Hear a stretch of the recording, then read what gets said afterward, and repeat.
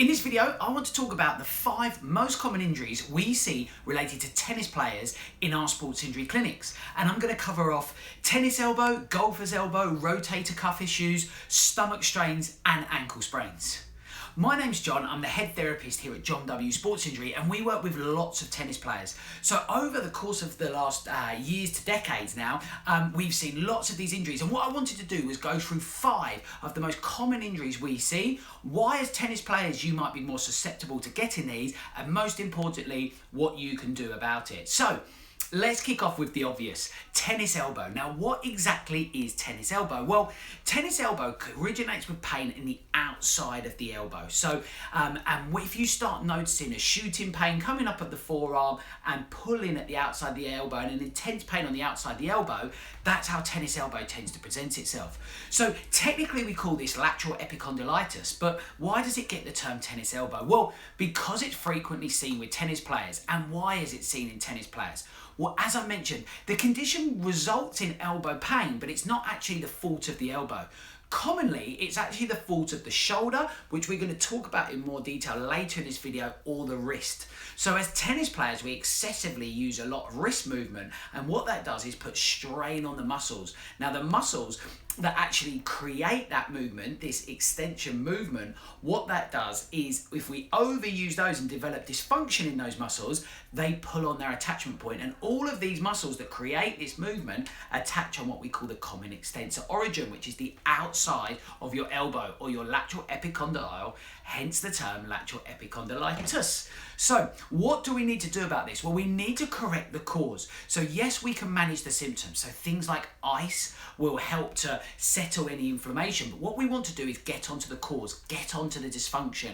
And in its simplest form, this is likely to be coming from those forearm muscles. So some of the things that we would recommend, stretching. So stretching out of those extension muscles can be very helpful in increasing the flexibility and stopping putting pressure onto the elbow. Another form of treatment for these would be massage or self-massage. So actually looking to find those adhesions, find that tight tissue and look to release those. And again, I like to use something like either my own thumb to work into those forearm muscles, or a lacrosse ball, something like that can be really, really helpful in releasing that tension. Now, another thing that we can look to be doing, or as a tennis player I'd urge you to check on, is your grip. What we tend to find is if a tennis player is suffering with this and they have perhaps a small grip or a grip that's not very spongy, what that causes them to do is grip too tight on the racket, cause that pain in the forearm muscles that then pulls on the elbow. So a quick fix sometimes could be to actually put an overgrip onto the racket if you haven't done that already. So the second more common injuries that we see around tennis players would be golfer's elbow. So I don't want you to be put off by the title, because it's not just exclusively to golf, nor is tennis elbow exclusively to tennis. But what they are conditions of is people that are using the wrist excessively. So as tennis players, we leave ourselves susceptible. And the condition is very similar to tennis elbow, except rather than lateral, which means the outside epicondylitis, what we get here is medial epicondylitis. And this is where the muscles on the underside of the arm, or the flexor muscles, come up and actually attach onto the inside of the elbow, what we call common flexor origin. So actually, again, excessive wrist movement can aggravate either the inside or the outside and present itself in either tennis on the outside or golfers on the inside elbow. Now, what do we look to do to that? Well, really the principles are exactly the same. So again, the stretch of this is slightly in the reverse, but we're looking to stretch through those muscles. And a reminder, if you haven't seen my content before, we're looking to hold these static stretches for about 30 seconds.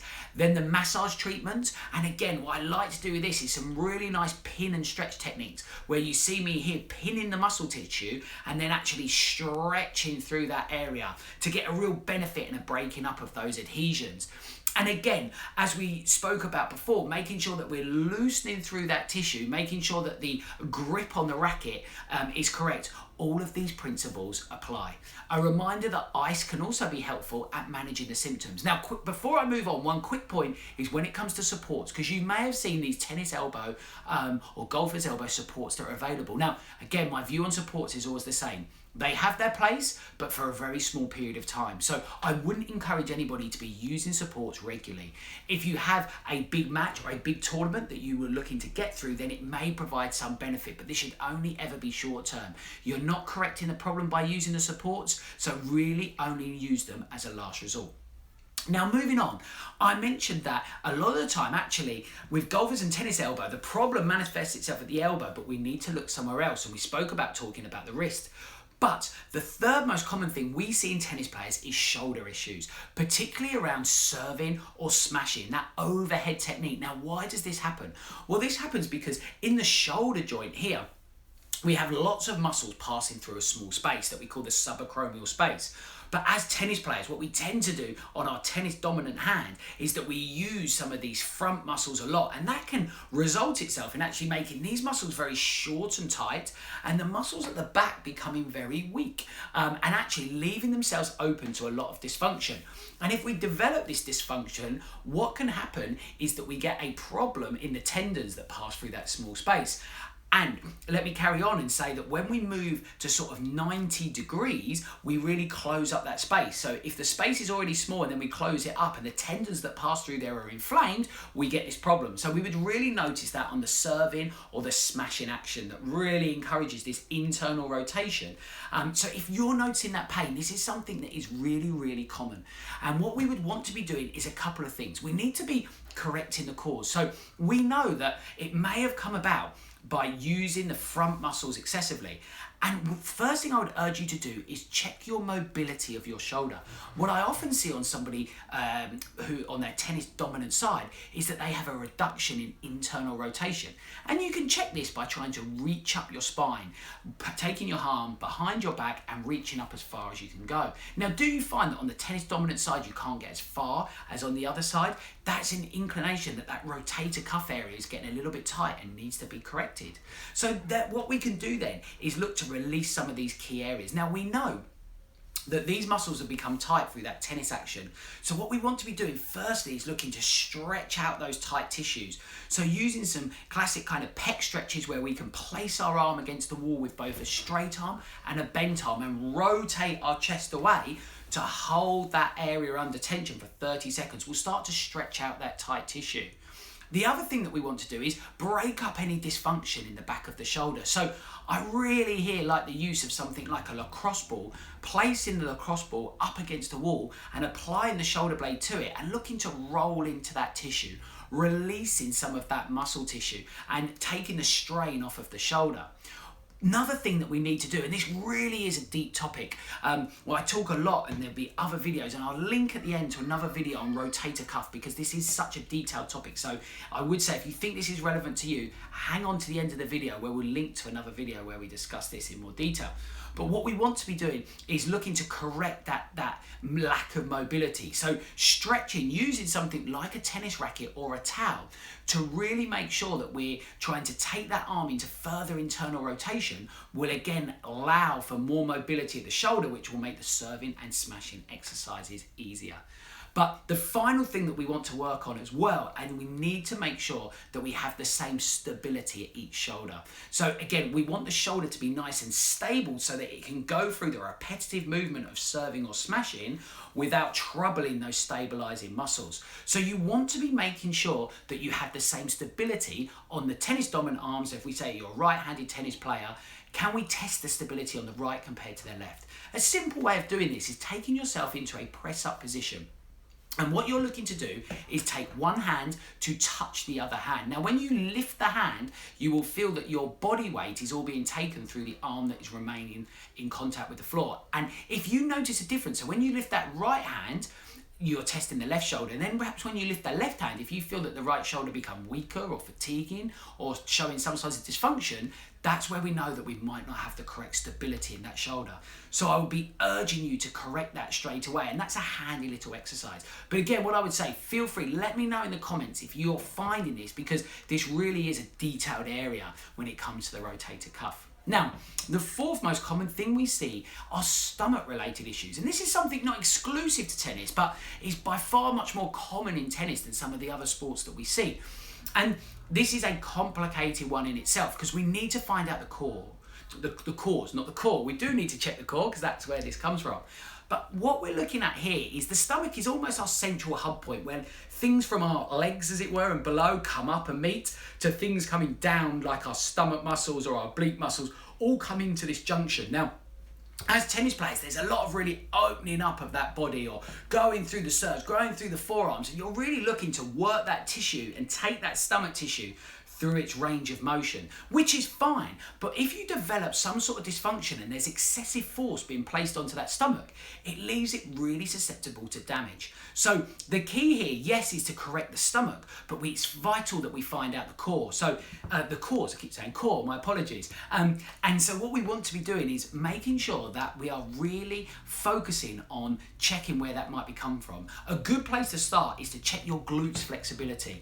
Is there a issue here? And the other thing that might be slightly confusing is if the pain is actually on the left side of the stomach, this could come from a left glute issue, but also a right glute issue because we have these obliquely orientated fibers. So if the right hip is pulling these diagonal fibers, it could cause a problem in the left-hand side. So if you're finding any sort of flexibility issues around your glutes, I would say that's something straight away to correct. We can then look to strengthen as well. So things like the groin muscles. Tennis is what I would call a very frontal sport. There's a lot of moving side to side as we make our way along the baseline, spending a lot of time moving sideways. Now, if we find then that the groins aren't particularly strong, a side-to-side muscle, that can be a big issue. So I would always encourage to check out certain groin exercises. An exercise that I really like, I term a slider.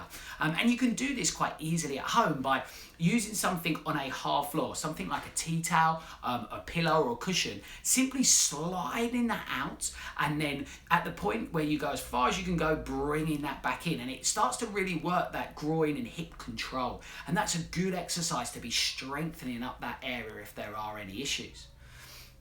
And finally, the final injury that we see quite commonly, and it moves on from what we we're just talking about, is ankle sprains. Now, what's the purpose of the ankle? Well, the ankle is there to control our stability, to provide us balance. Now, because of the sudden side-to-side movements, as I mentioned within tennis, then actually this is a really big area that leaves us susceptible to these ankle sprains. And this is done very simply by moving sideways and tripping on our footing, rolling that ankle and causing that damage. So what do we do about this? Well, firstly, the first thing I always say when I'm talking about ankle sprains is they can seem quite alarming. We can tend to get a lot of swelling happening in that area, so we can manage these symptoms in the early stages with some rest and some ice.